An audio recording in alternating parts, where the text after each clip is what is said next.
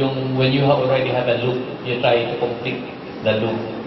And I would trust that this session, which will cover two of the fullness characteristics of the Lord Jesus Christ, will be able to wrap this up. And you would notice also na yung mga verses to which we will refer to would be the same verses which has been referred to by the previous speakers.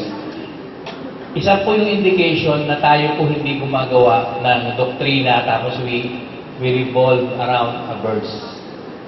It's a manifestation na yung katuruan na ating pong ine-espouse to a teaching to which we don't only want to share, but a teaching in which we want to live or base our lives in is really grounded on the true Word of the true God.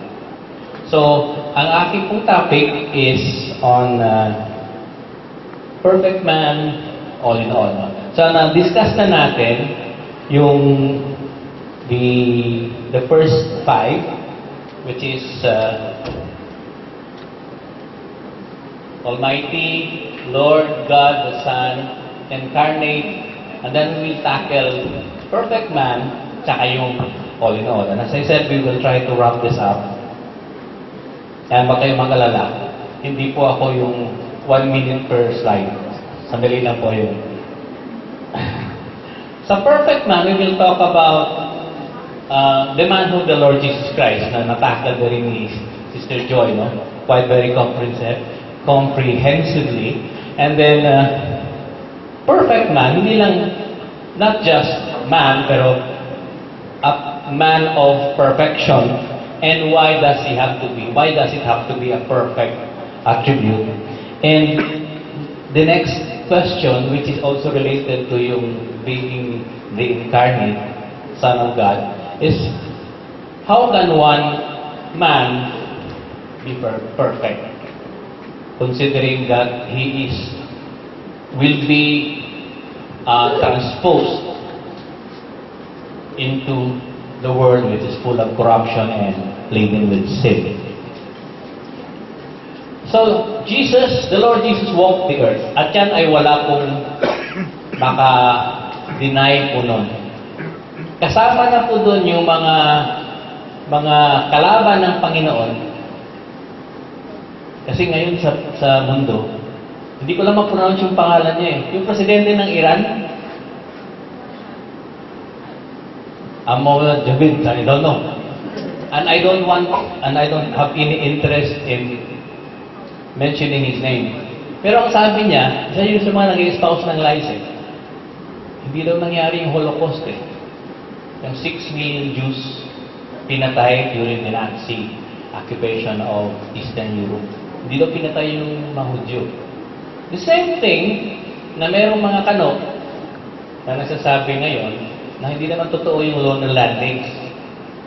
Stage lang yun ng Hollywood. So, there are claims na hindi totoo yung Bible, ang incarnation or becoming of the Lord Jesus Christ. Pero that's not a new story. Basahin po nila yung Matthew chapter 28. Pupunta yung mga gwardiya sa mga mga pariseo, mga Sanhedrin members. Gusto namin lagyan niya ng gwardiya noon. No? Siyempre, the Lord rose and anong gagawin namin? Sabi niya, bayaran na lang. So they took the money and did what they were taught, and that story is commonly reported among the Jews until today. Kaya yung mga nabasa ninyo, the Vinci Code, the Passover plot, these are not new stories.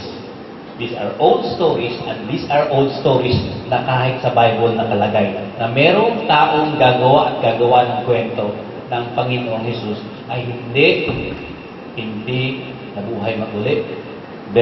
Ergo, hindi rin siya nagkatawang tao. Okay?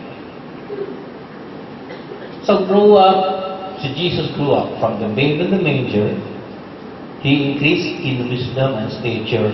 And yung last phrase na yun is very important. In favor with God and man. At that time, the most parochial and the most protective, tawag nila ngayon sa mga bansa yung nag-isolate sila, like North Korea is, yung ina-isolate nilang sarili nila, yung mga Hudyo. Ayaw nilang magkaroon ng bahid yung kanilang lahi. That's why Sumerians, which are supposed to be their half-brothers, are outcasts to them. Ayaw nilang magkaroon ng external infusion sa kanilang lahi, sa kanilang bansa. That's why magiging hindi totoo yung in favor with God and man if the Lord Jesus grew up somewhere else and studied other cults. Hindi totoo yung nagpunta si Jesus sa India para mag-aral ng transcendental meditation at yung levitation. Okay? He could not be in favor with God and man if he did that. At hindi kailangan pag-aralan yun. No? So, biblical accounts, kumain si Jesus. Even after he resurrected, kumain siya ng tilapia. Peter's fish, hence Peter's fish. Diba? Kumain siya ng tilapia, he drank, he walked, he slept, he prayed, he preached. He never married. He never had children. Totoo yung naging girlfriend niya, yung asawa ni si Mary Magdalena. Totoo yun. He paid taxes. Nung isda, sabi niya kay Peter, may isda ka, yung isda may hawak-hawak na may kagat-kagat na coin. And he said that the taxes be paid. Hindi rin siya nag-email, hindi rin siya nag-cellphone kasi hindi pa niya pinagawa yun. No?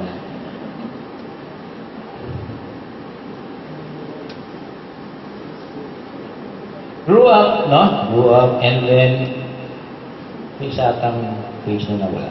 Okay. He was made lower than the angels. Na-discuss na rin ni Teacher John.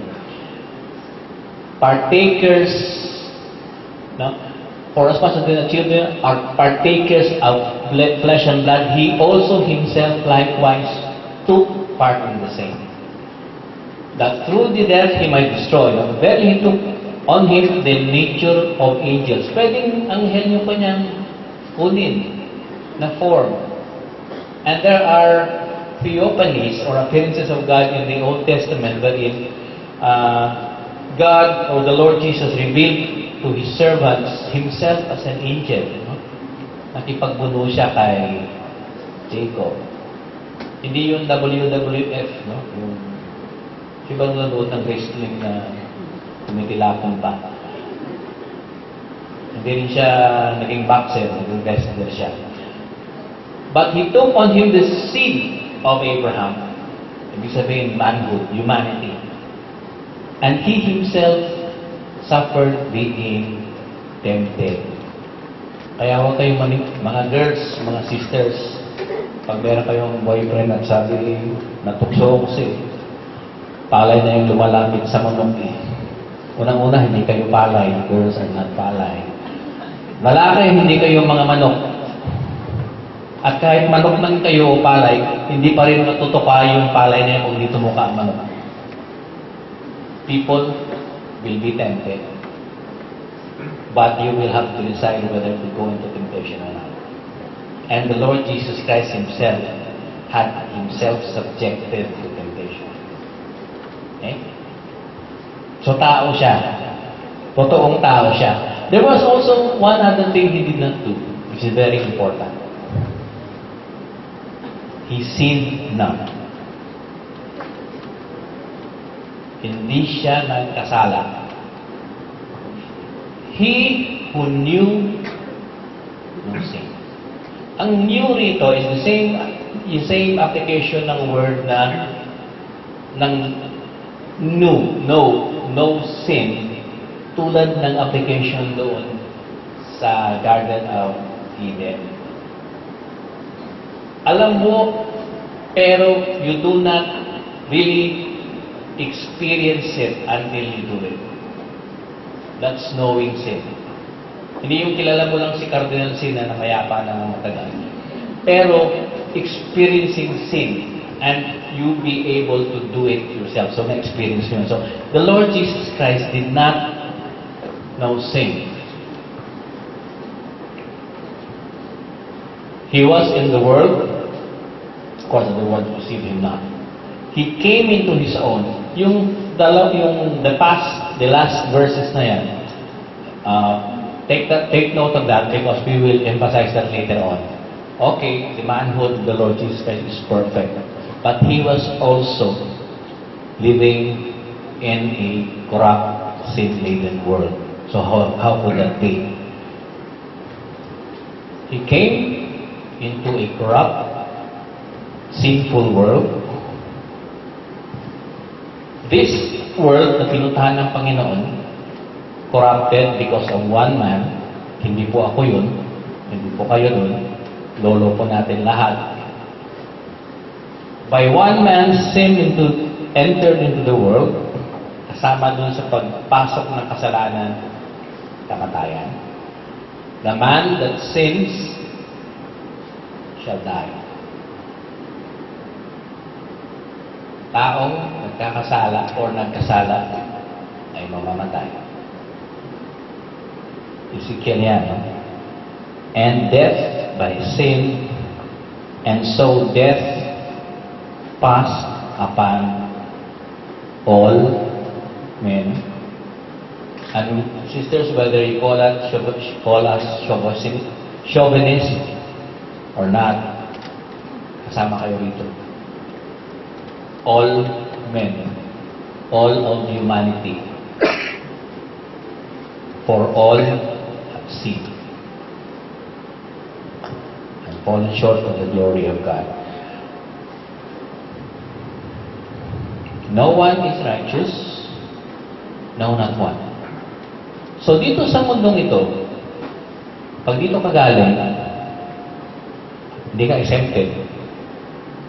Walang presidential decree, walang UN declaration which will make you sinless. Walang pardon na ibibigay, Supreme Court man yan, Court of First Instance man yan, Trial Court man yan, International Court man yan ni Senator Santiago, kahit tennis court, which will declare you sinless.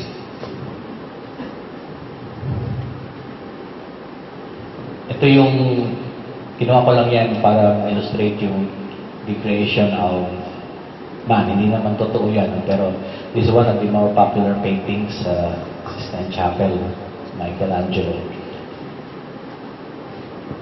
And so it is written that the first, tingnan nyo lang po yung verses na yan, maganda po matingnan nyo.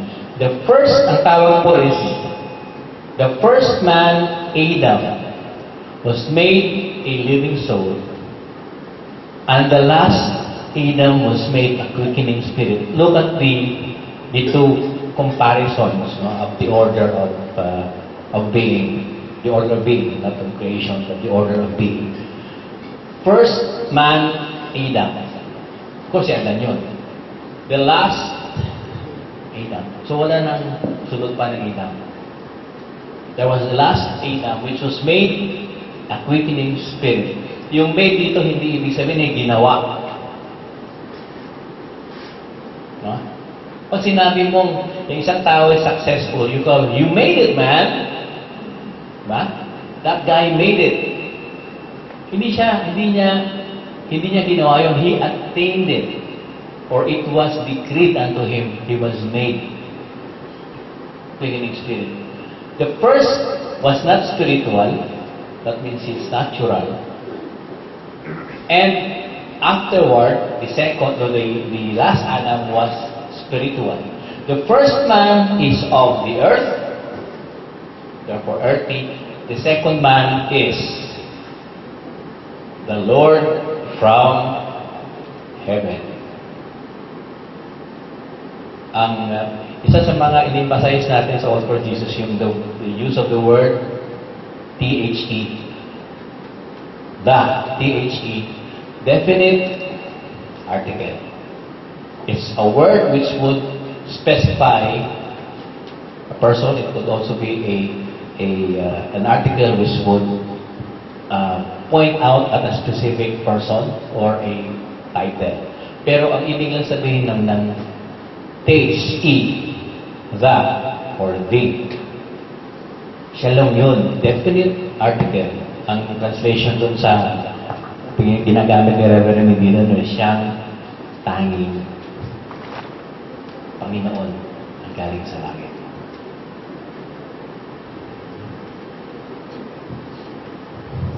Ito pang isang nakakatuwang, I don't know kung natakal ko ni Pastor Joy, pero allow me lang to emphasize this further. No man has ascended up to heaven, but he that came down from heaven, even the Son of Man, tingnan nyo lang which is in heaven. He came down from heaven, even the Son of Man, pero tingnan nyo karugtong, which is in heaven. How could a man, just a man, be at the same place, no, at two places, separate places, at the same time? Kaya ba yun? Could a man who came down from heaven be also in heaven? Paano yun? How can that be? All in all pa naman dapat itakil to, pero tingnan na lang po natin. Pag sinabi mo yung you are trying to fill up something, pero you also are in one big place, but you are trying to contain yourself or something. Ay, isang example pa niyan yung isang malaking dagat, Laguna Lake, Pacific Ocean, that fills a lot of space. How could that be contained in a vessel? Sabihin lang, kumuha ka ng baso, yung basong yun still within the ocean, but it's also contained there. Ang tubig sa loob, ang baso sa loob ng Pacific Ocean, pero may tubig sa loob ng baso. But that glass is still in the ocean. That's spilling all, and still be all. Okay? Na-imagine nyo? Okay. So, it's possible, but only in the person of the Lord Jesus Christ. He that comes from heaven is above all.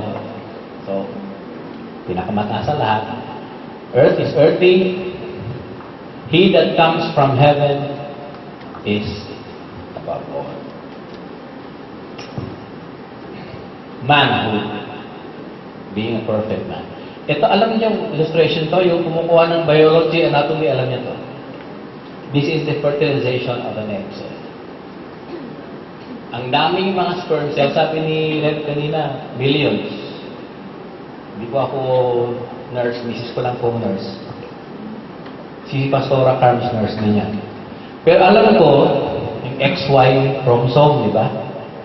It takes an X and a Y to make a male. It takes 2 X's to make a female.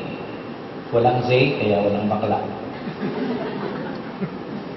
So, it becomes fertilized when one sperm cell joins with the egg cell. So, imagine millions of sperm cells being released and just fertilizing one female egg. The female egg comes in once in a month, and then millions of sperm cells race to fertilize that egg.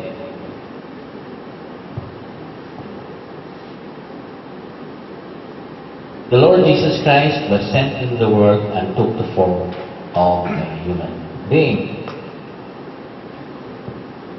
And He was made flesh. So kung ikaw ay masyadong scientific, sabihin mo, it took the process So if they're assuming there's 2 million cells, 2 million sperm cells to fertilize one female egg, that's 1, assuming 2 million, ang probability na ang pangalan nun ay si Jovan, sa lalaki lang is 1 over 2 million. Ilang zero yun? 1 over 2 million. 0.000000005. For a person to become, or for a being to be a human being. And the Holy Ghost shall come upon thee, and the power of the highest shall overshadow thee. The holy thing, sabi yung kay Mary lang ng hell, shall be born of thee, shall be called the Son of God. That baby born 2,000 years ago, ginawa, fashion, yung kanyang katawan, fashioned by the Holy Spirit, and brought into the womb of Mary. It could not be that that sperm cell could come from a human being. A person, a male person, or that egg cell should come from a woman. Because if that egg cell or if that sperm cell united, that fertilized egg, that fertilized ovum would have been a corrupt, sinful, fertilized egg. Right or wrong? So hindi po pwede yung ginagawa ng mga nobelista ngayon, yung Antichrist daw, inanakan ni Satan, yung isang babae, birhen. Maraming kwentong ganun. They are trying to put the Lord Jesus Christ in a situation na kailangan may babae talagang anakan, i-fertilize. And for it to be possible, sabi nila, kailangan yung egg na yun, kasi ang sperm galing sa langit, yung egg na yun dapat walang kasalanan, pure yan. Kaya meron silang immaculate conception. Meron silang immaculate conception. Dapat si Mary, dapat pure yan, walang kasalanan yan. Ang ibig sabihin, si Mary dapat malinis yung kanyang katawan. So she would have to be conceived without original sin. Diba? Yun ang belief nila eh. Paano yung nanay ni Mary? Paano yung tatay ni Mary? Paano yung lolo ni Mary? Paano yung lola ni Mary? Hindi niyo ba alam na yung lolo ni David, yung lola ni David, was a pagan? Di ba alam yun? Basahin niyo po yung Book of Ruth. Sino nag-asawa ni Boaz? Si Ruth, di ba? Yung naging apo nun, ano ba yun? Yun yung si Jesse, which is the father of David. At ang lola pa ni Boaz, hindi nyo rin alam, lola ni Boaz, basahin niyo yung Old Testament, si Hagar. Hagar pa? No. Yung prostitute, si Rahab, yung prostitute sa Jericho. So yung line mismo ng Panginoon is not a pure Israeli line. Merong mga pagans doon. So hindi po pwede yung immaculate conception unless somebody decree. Kaya nag-decree nun, hindi kasi Diyos, tao lang naman. So, the perfect manhood, kaya isa sa kadahilan bakit perfect manhood ng Panginoon, ang pagkatao ng Panginoon is it's never tainted with impurities. It's pure. Yun ang tawag na lang immaculate. Conceived in heaven with that body brought in by the Holy Spirit.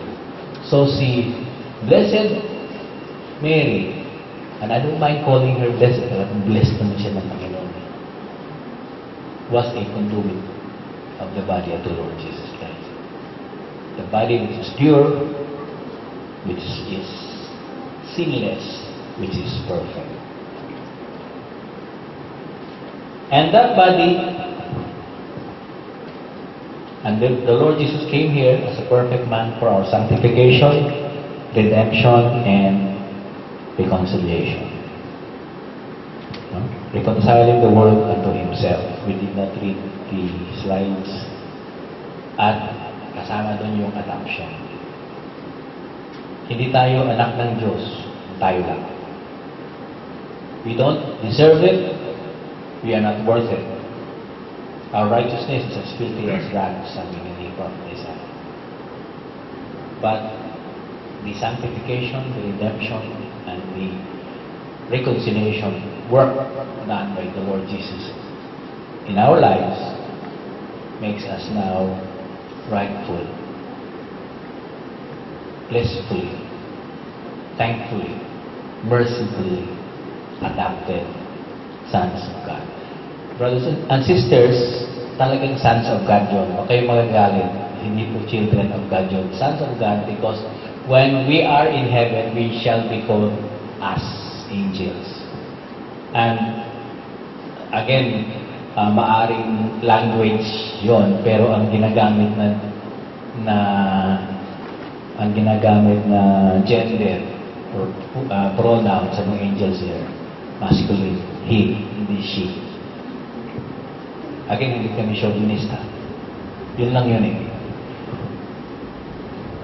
We could now be called sons of God because of the redemptive work of the Lord Jesus Christ. We shall be like Him, for we shall see Him as He is. Not in His Godhood, but in His perfection. As the resurrected Son of Man, who is now reigning and seated at the right hand of the Father. At yun lang, siya lang ang maging visible sa langit. Hindi natin makikita yung Diyos Ama. He's an invisible God whom no one can and will ever see. We will see the manifestation of the Holy Spirit. But the one who would see His glory and His splendor will be the Lord Jesus Christ. And we shall reign with Him. We shall reign with Him. If we suffer, we shall also reign with Him. And we shall reign with Him in the Millennium Kingdom. I don't know kung barangay captain kayo, o mayor kayo noon, or hari kayo ng isang bansa, but we will reign. Paring yung iba doon ay maging traffic enforcer, kasama sa rin yun.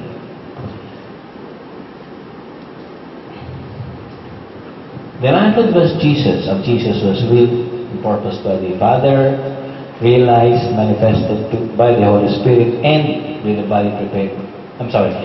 Manifested and bodily form of the Lord Jesus Christ, and the body prepared by the Holy Spirit. The body has to be that of perfect man, pure, sinless, untainted, uncorrupted, and blemished, and spotless, for it to be an acceptable sacrifice for mankind. Kaya nga hindi acceptable yung sa Eden, no? Yung hindi Eden sa Garden of Eden, nang mabisto na yung dalawang mag-asawa na nagkasala. They covered themselves with leaves. Pinalitan yun. Because there is no forgiveness unless there is shedding of the blood. Ibig sabihin nun, dahil nagkasala, dapat talaga may dugo na dumaloy. There should be blood which will be sacrificed. And the sacrifice at that time as an atonement, covering for the sin, was a pure life, which is the life of an animal. Okay. The next slides will just show you anong importance ng sacrifice and its relationship to being a perfect man, Panginoon. Naalala niyo yung illustration na yan? I'm sorry about this, but there was once again a lamb. Itong illustration na yan, nandun kami ng Ten Commandments. Before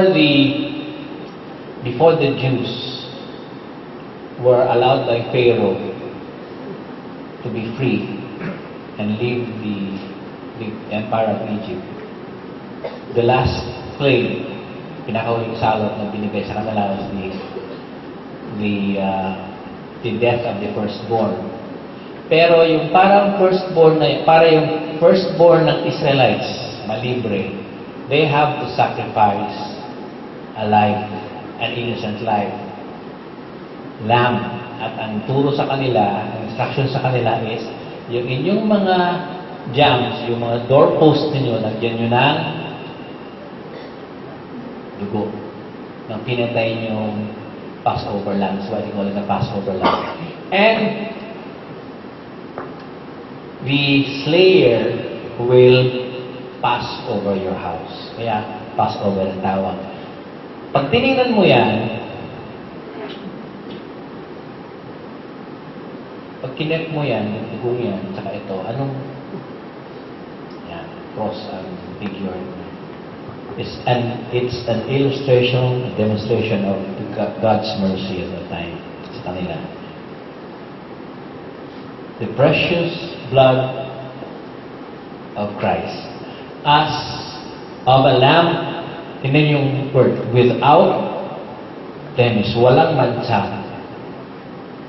without spot. It has to be pure. It has to be sinless. Because the Lamb of God which takes away the sins of the world, if that pattern has to be followed, it has to be sinless. Sino rito pwedeng pumalit sa krus na walang kasalanan? Baka meron dito. Maraming gumagawa niyan. Sa Vietnam, sinusunog nila yung sarili nila. Pero hindi naman krus yun eh.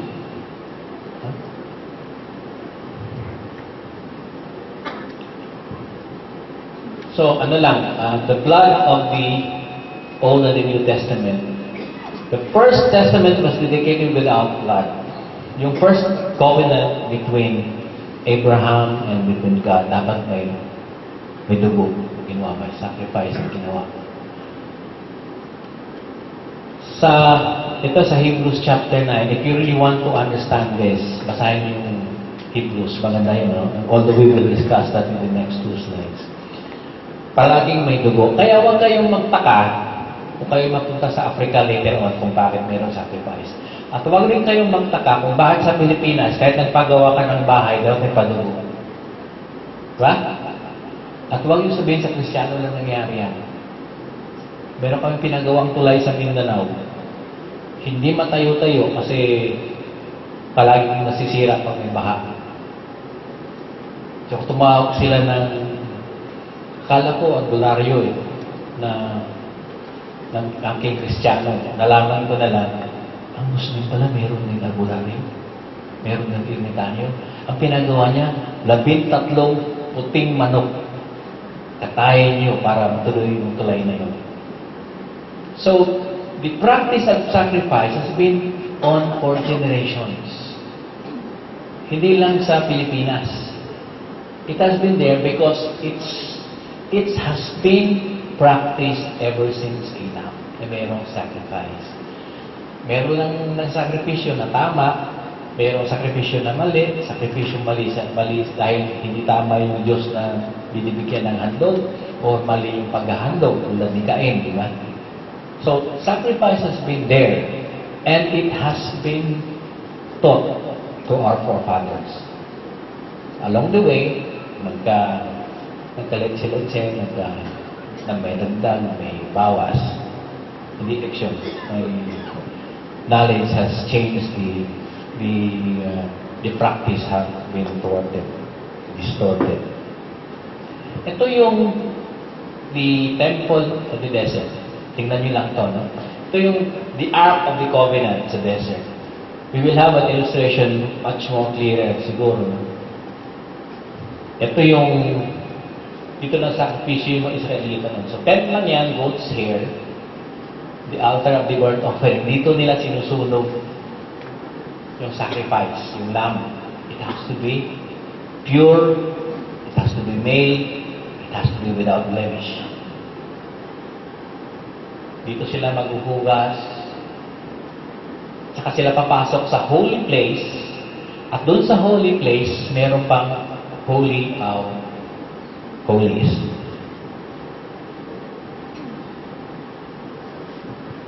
Okay? Just to illustrate further, ito yung gate, at yun yung brazen altar, dito sinusunog, yan ang outer court, nandito yung kailangan maghugas sila. Ito yung door papasok, ito yung shewbread, ito yung lampstand. Andito yung holy place. Andito sila nagsisindi ng incense. Kaya ba kayo magtaka kung bakit kung kayo nagsisimba pa noong una, pero paikot-ikot yung pare may pausok. Sinunod nila yun dito.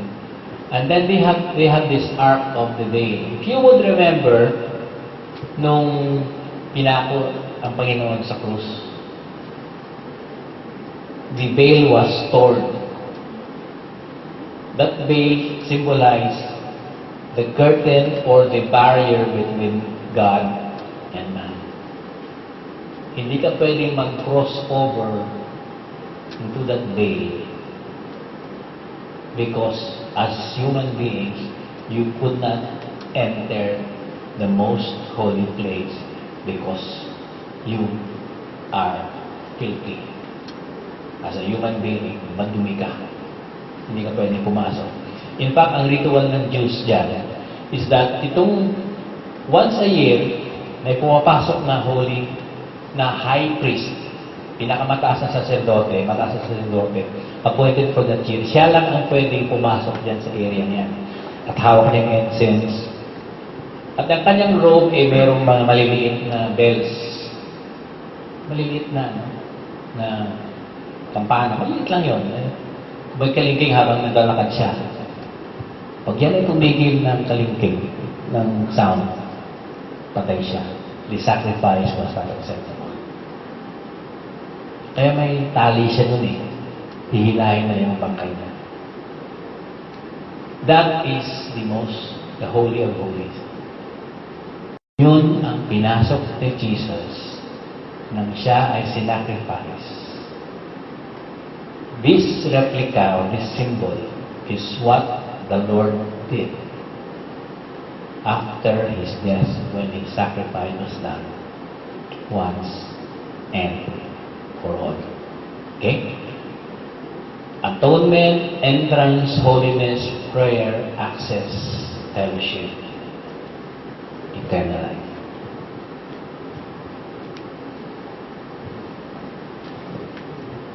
That offering by His own blood. May ginagawa silang offering sa Old Testament, the blood of goats and calves. Question lang pala. Scapegoat, is that biblical or not? Yes? Yes or no? Saan banda yun? Anong gamit ng scapegoat? Anong ibig sabihin ng scapegoat? Yung sinisisi mo, di ba? Tawag natin ngayon, PowerPoint. Tinuturo kung sino may kasalanan. Finger pointing. Scapegoat. Basahin nyo yung Leviticus.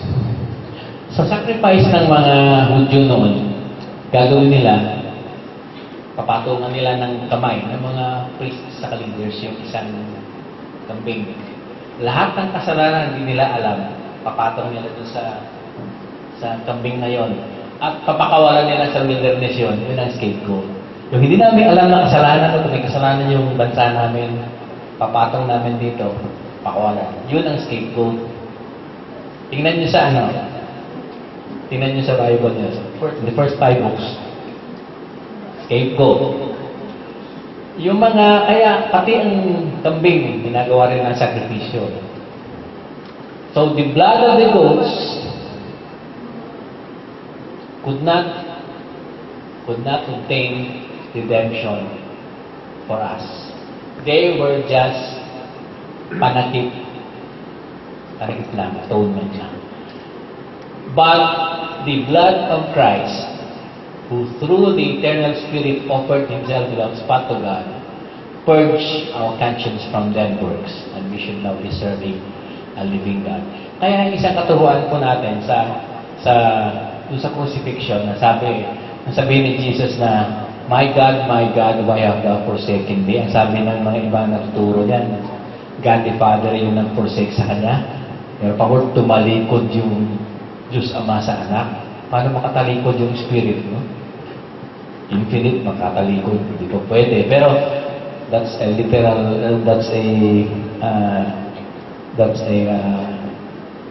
an illustration.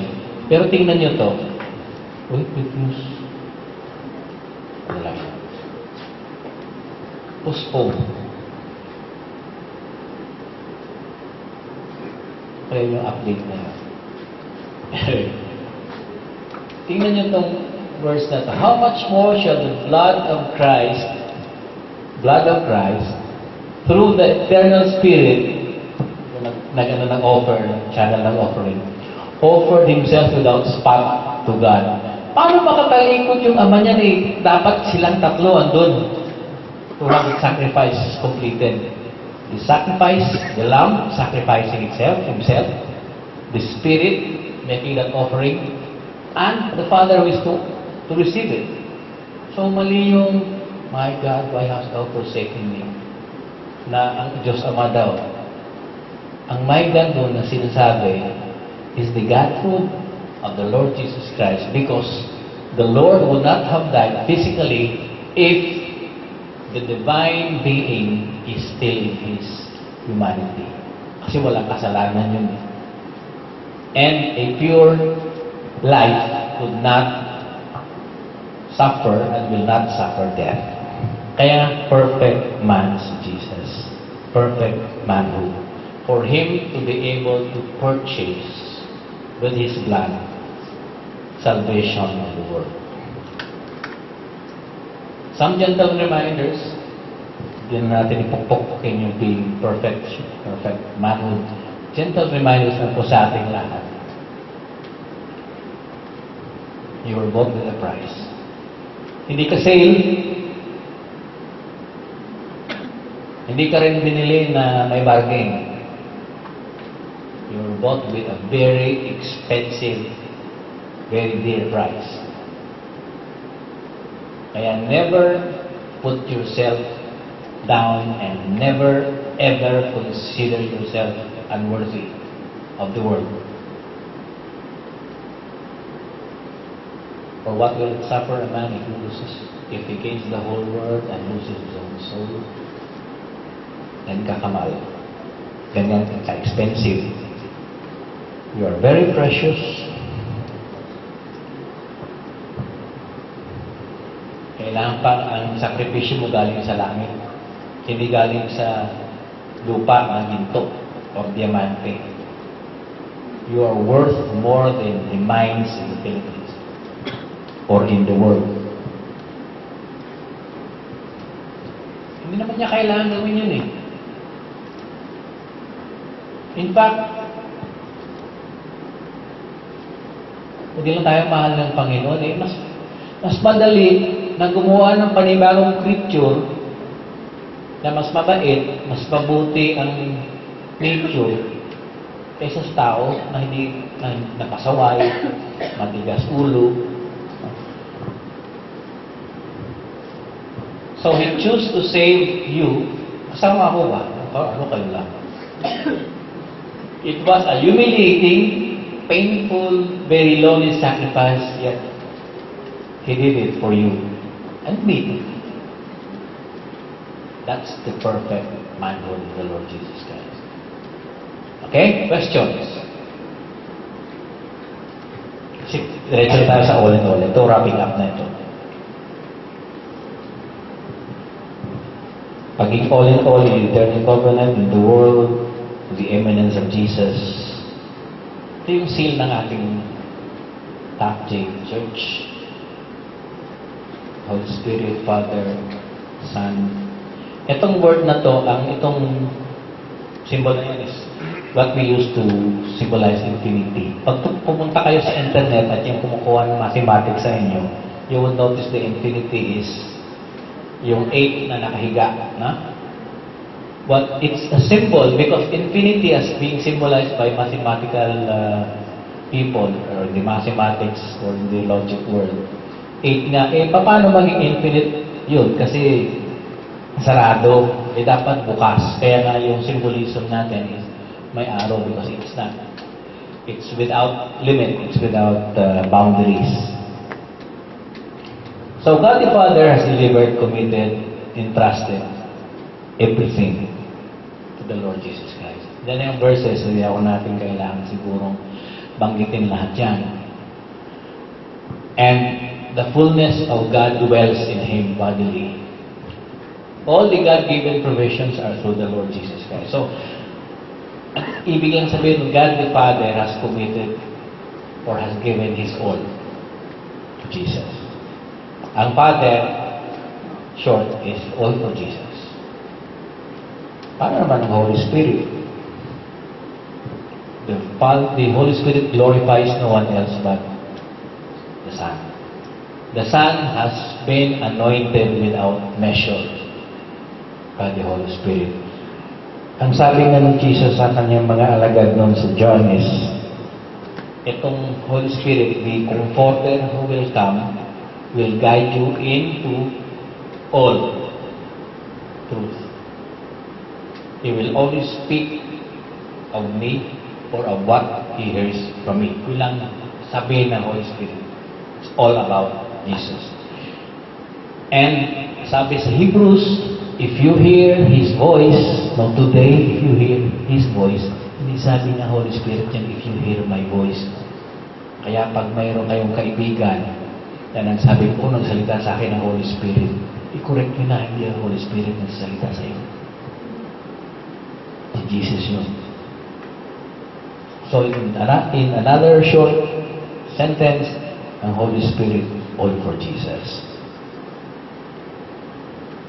All of all to God. And the Father is already committed to God the Son.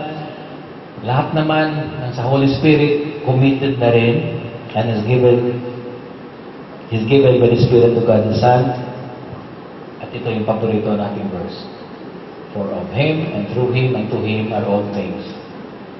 To whom be glory forever. Amen. Nakalagay po yan sa invitation, wedding invitation namin ni Sister Ira. So in the beginning, all things were created by Him. And without Him was not anything made that was made. Thou, Lord, in the beginning created, has laid the foundations of the earth and the heavens, the works of Thine hands.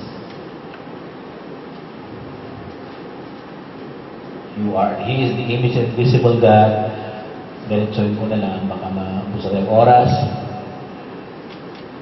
Tingnan niyo po yung creation at saka yung about how the Lord made this beautiful universe sa Old Testament, sa New Testament. And then look to your Old Testament sa Isaiah. Siya rin sabi nun, He that created the heavens. By the way, ito yung palaging ginagamit ng mga Muslim na verses. He, by a father daw yun. Hindi nila binabasa yung New Testament. I am the Lord, that is my name, and my glory I will not give to another. Egoistic ba ang Panginoon? Mayabang ba ang Panginoon? Tama lang, di ba? Tayo nga, masakit yung kalooban natin pag mayroon tayong obrang ginawa, tapos yung credit ibibigay sa ibang tao eh. Ilalim ang Panginoon. And He knows nobody could do it but Him. So He deserves it. Throughout the ages, throughout our lives and eternity, He is the way, the truth, and the life. Siya sa umpisa, siya yung truth, siya yung life, siya yung light. He sustains, He provides, He upholds. He upholds all things. Pinapapunta yung mga tao sa Kanya, yung lahat naghihirap. Yung mga kumakanta rito, sige kumakanta rito, wala tayo kumakanta rito. Pag wala ka kay Jesus, kakalat ka. No? He that doesn't gather with me scatters abroad. Sa Tagalog yan, nagkakalat. No? Kaya para maganda ang boses mo, saka mag-blend ka sa harmony and praising the Lord. Dapat kay Jesus ka para hindi nagkakalat yung boses mo. Upholding all things by His Word.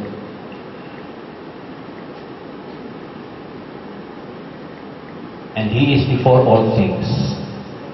Ang He is before, ibig sabihin bago ginawa lahat, ginawa siya. Hindi. He is before. Preeminence yun. Nangunguna siya. Bago iba, siya muna si kasuhin. Preeminence of the Lord. Psalm 63, first the kingdom of God. Tapos Psalm 37:4.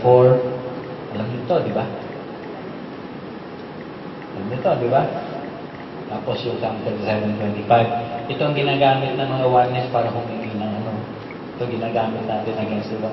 Pag humingi sila, pagkatapos sila mag-preach, hihingi sila ng donation. May isa akong nakausap dito sa Negros Oriental. No? Tinote ko siya nito. I have been old, no? But I have not seen the righteous forsaken. Ba't ka humihingi? He is the one who strengthens, He is the one who encourages, He is the one who secures. Bibigay ko naman ito kasi Sister Lorraine mga verses kung gusto nyo maano. Itong PowerPoint presentation. He guides, He enlightens, He is God's power and wisdom. Nasabi na kanina, He is the wisdom and the power of God. He is the Savior of the world. Dalawang portion sa Bible lang which states Jesus is the Savior of the world dun sa John at saka sa 1 John. Acts.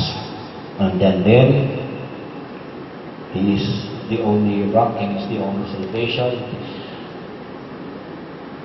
Ang di natin maintindihan is sa dami ng mga tao naghahanap sa Diyos at marami in fact ang kabisado yung Bible, yung ibang translations, they are, sabi ng Panginoon, they which testify of me, and yet you will not come to me. They are they that testify of me, and yet you will not come to me. So, yun ang preeminence of the Lord Jesus Christ. Restoring all things. He is Lord of all, na-discuss na yan kanina. He is above all principalities. At ito yung panghuli na rin natin.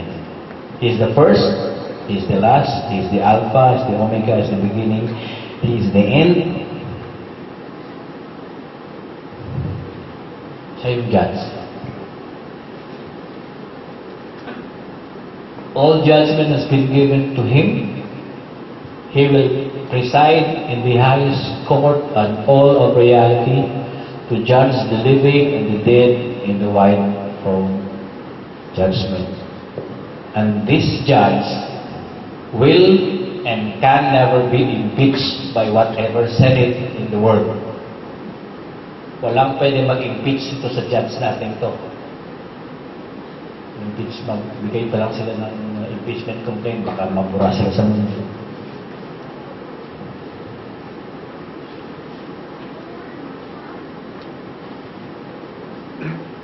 He shall have put down all rule and all authority and power.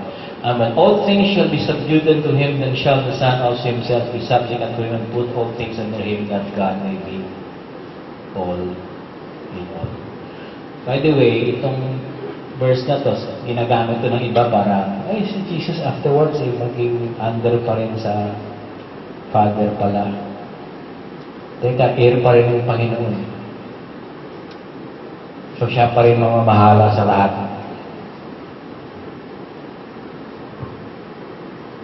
Christ, ito yung mga verses na may all in all ng Panginoon. No? Sa Panginoon. So, walang lahi, walang pinanggalingan, barbarian ka man, Hudyo ka man, pagan ka man, Christ is all and in all. He is above all principalities, power, might, dominion, and every name that is named under the world. Pag sinabing principalities, ito hindi ito mga principal ng eskwelahan. These are rulers, and this include pretenders, yung mga espiritu na naghahari sa mga nuno sa punso, sa mga balite, tribe, sa mga baryo-baryo. At talagang mayroong ganon. Pretenders, familiar spirits who lord over people. Yung mga principalities, yung mga kapre na tinatawag natin noong una. But He has put all things under His feet and given Him to be head over all things. The church, the fullness of Him that fills all in all.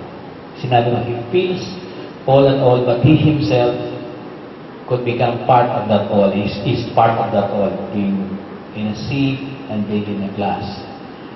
But to us there is but one God, the Father of whom are all things, and we in Him, and one Lord Jesus Christ, of whom are all things, and we by Him.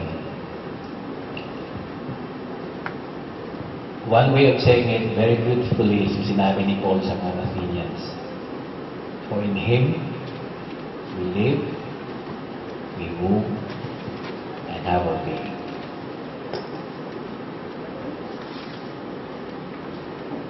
He is Almighty, Lord God, the Son, incarnate, perfect man, all in all.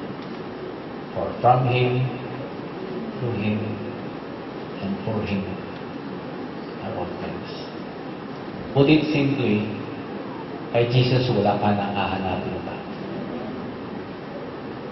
Kay Jesus, hindi ka lang, wala ka lang, hindi lang siya masasandigan, hindi lang siya maasahan. You got it when you got it all when you are in Jesus and you are with Jesus. Amen? Lord bless you. Kung may tanong man po,